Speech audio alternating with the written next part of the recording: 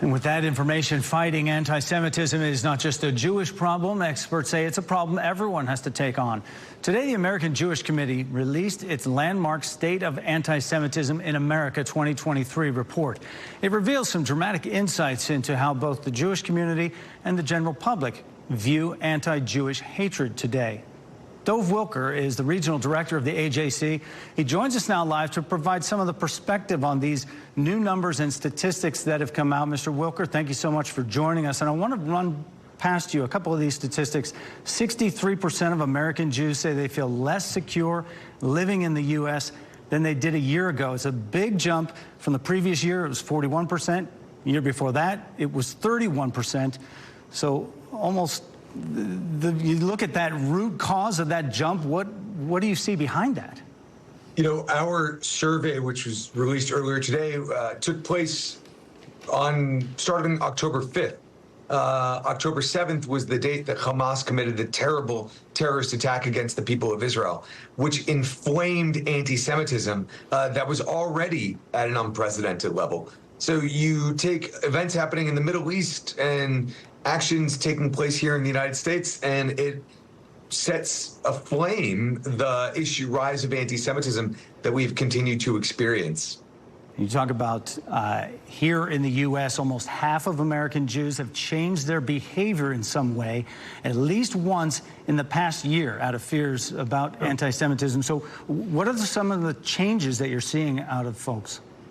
Yeah, so as you can see on my head, you know, I wear this yarmulke on a daily basis, in part as a result of that statistic. You know, people are avoiding Jewish institutions. They are avoiding Jewish community events. They are changing the clothes that they wear. They're not speaking up, asking for time off, perhaps, for their Jewish holidays, all as a result of this issue that we are experiencing.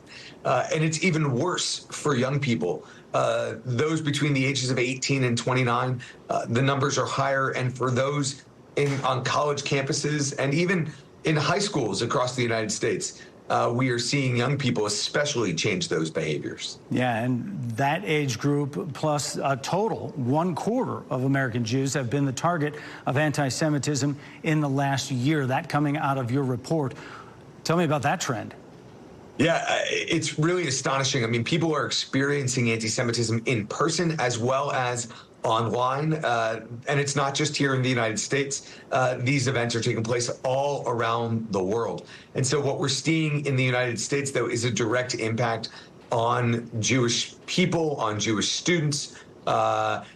In Metro Atlanta, where I live, there's not a single school district that hasn't had an issue of anti-Semitism in the past 12 months, and everything has been even worse since October 7th, over the past 129 days. And you brought that date back, Hamas terrorist attacks on that date.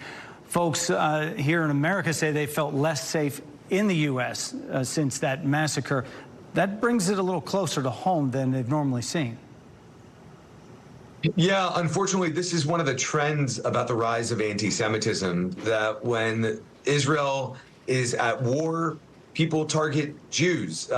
We led into this story by focusing on the shooter at the church in Houston, where she had anti-Semitic content and perhaps was in an argument with her Jewish family members or former family members.